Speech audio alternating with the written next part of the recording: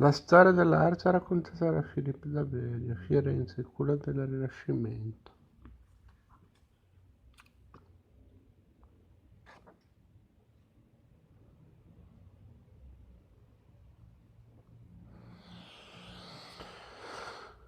Il termine verrà per oltre un lungo secolo condiviso da intellettuali e amatori d'arte. Il professore dell'Università di Basilea Jacob Burckhardt, 1218-1297,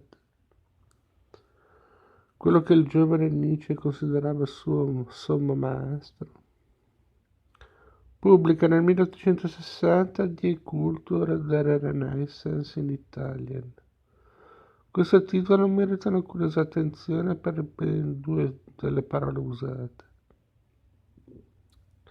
La parola "cultur" è scritta infatti con la C, in quanto Basilea confina con la Francia, sia da un punto di vista geografico che culturale, sicché per Burckhardt la parola Renaissance, diventata di moda a Parigi,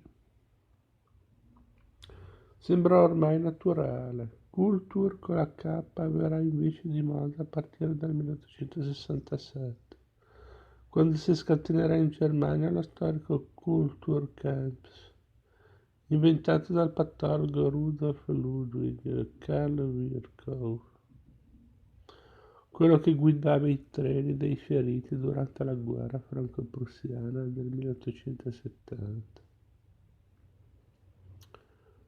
Per definire il conflitto della cultura laica germanica contro i dettami del Concilio Vaticano I, in corso e interrotto dalla guerra.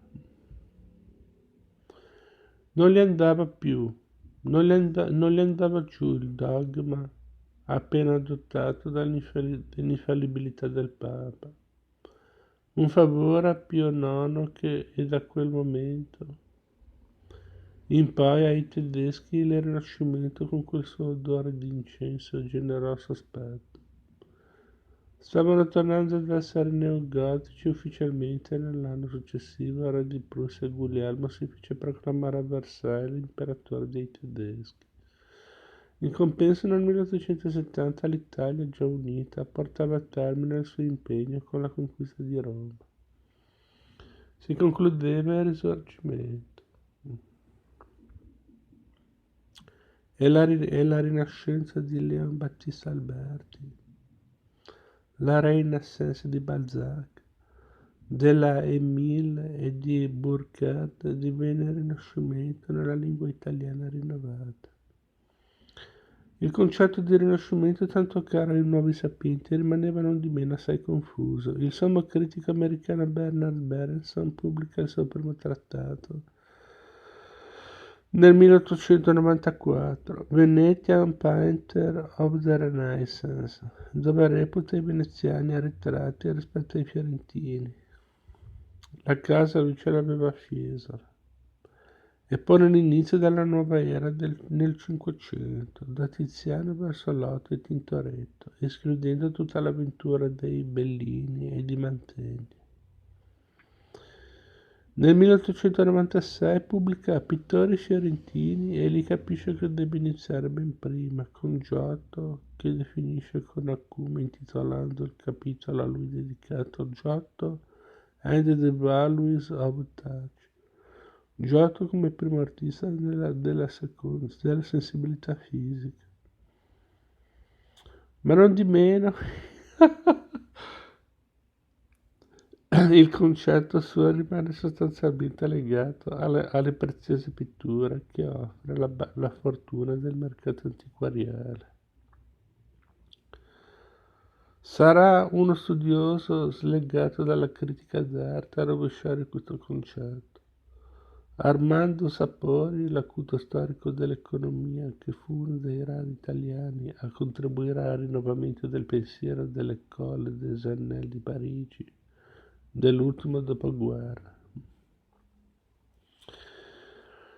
E era egli di Siena e come tale forse ha ancora memoria della conflittualità con Firenze.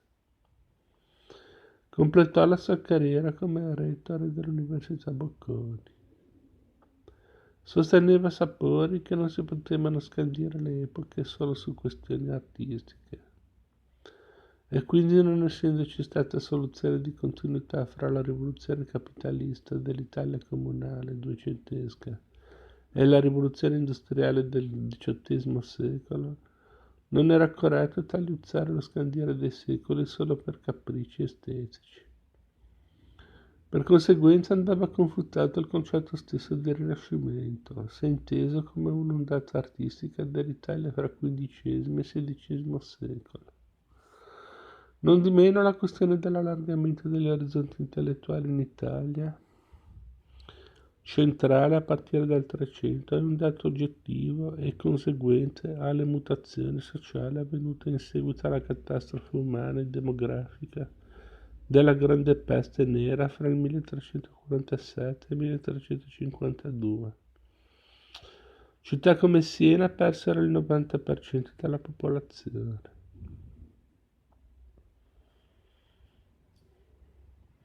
La vita dei grandi comuni commerciali veniva posta in pericolo, cresceva l'importanza delle aree produttive agricole e delle signorie.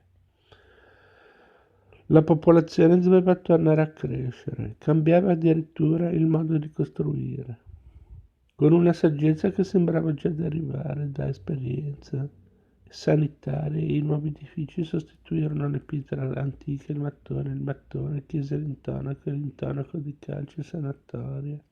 Si offrì all'affresco. Nel giro di pochi decenni fu promosso il lavoro di centinaia di decoratori che iniziarono ad abbandonare lo stile delle pitture tardogotiche e delle pareti religiose e scoprivano, talvolta maldestramente, tematiche nuove e sostanzialmente più laiche. E al contempo fioriva la prima cultura umanistica. Le lettere diventavano il cimento di una nuova classe di potere. Avere ritrovato i testi fedeli di Cicerone e di Livio rafforzava lo spirito politico e migliorava il latino.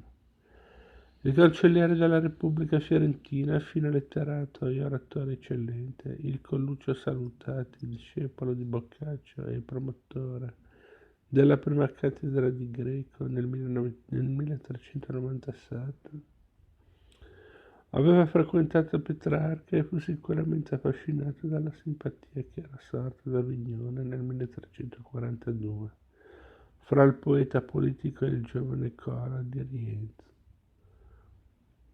Notaio, come lo stesso Petrarca, e ambasciatore presso il Papa per conto della sfortunata Repubblica Romana. Fermò le ambizioni egemoniche di Gian Galeazzo Visconti e salvò la Fiorentina Libertas con un testo del 1400, il De Tiranno, nel quale sosteneva che Bruto aveva fatto bene ad accoltellare Cesare. Nel 1538 Michelangelo col Bruto scolpirà un busto come un monito allo strapotere ducale di una Firenze non più repubblica.